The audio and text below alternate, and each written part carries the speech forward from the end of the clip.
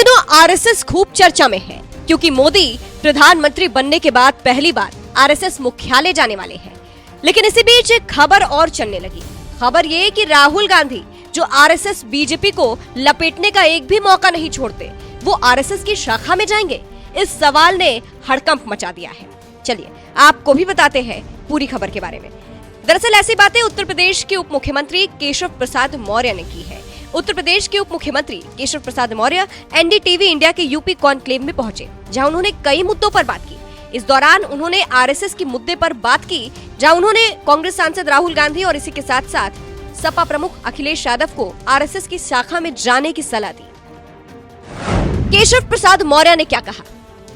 जिस तरह से राहुल अखिलेश विपक्ष आरएसएस पर सवाल उठाता है, उसको लेकर केशव प्रसाद मौर्य ने कहा, राहुल गांधी अखिलेश यादव या जो भी इस संगठन पर सवाल उठाते हैं वो 1 साल तक इसके शाखा में जाए। अगर ये लोग शाखा में जाएंगे तो उन्हें समझ में आएगा कि आरएसएस क्या है। आरएसएस की शाखा में जाने के बाद क्या संस्कार मिलते हैं ये उन्हें तब समझ आएगा। अगर ये दोनों 1 साल तक शाखा में चले जाएंगे तो ये कभी भी आरएसएस और बीजेपी के विरोध में नहीं होंगे। आगे उन्होंने कहा, आरएसएस की शाखा में बहुत तरह की चीजें सीखने को मिलती हैं। देश के लिए निस्वार्थ भाव से सेवा करने वाला अगर कोई संगठन है तो वो आरएसएस है। अगर जरूरत होती है तो हम संघ से परामर्श लेते हैं।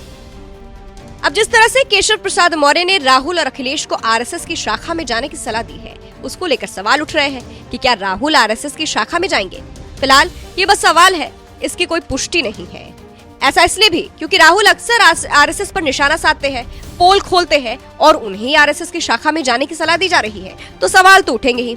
सिर्फ इतना ही नहीं, जिस तरह से 2024 के चुनाव में उत्तर प्रदेश में बीजेपी को झटका लगा था, उसे समाजवादी पार्टी से कम सीटें आई थी, उसको लेकर भी केशव प्रसाद मौर्य ने बात की और कहा 2024 के चुनाव में समाजवादी पार्टी और इंडिया गठबंधन की तरफ से फैलाए गए झूठ के कारण बीजेपी की सीटें कम हो गई। लेकिन अब एक बार फिर जनता उनके झूठ को जानने लगी है।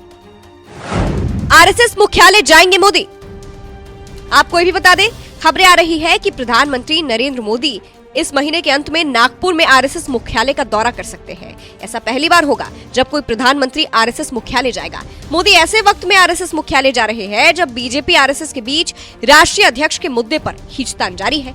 आरएसएस जिस नाम को भेजता है उसको दिल्ली वाले रिजेक्ट कर देते हैं और जिस नाम को दिल्ली वाले भेजते हैं उसको आरएसएस रिजेक्ट कर देती है। ऐसे में मोदी आरएसएस मुख्यालय क्या राष्ट्रीय अध्यक्ष की बात को लेकर जा रहे हैं? क्या उसके बाद कोई फैसला निकलकर सामने आएगा? क्या कोई चौंकाने वाला फैसला आ सकता है? बात राहुल गांधी की करें तो इन दिनों उन्होंने बीजेपी आरएसएस सबको आड़े हाथों ले रखा है।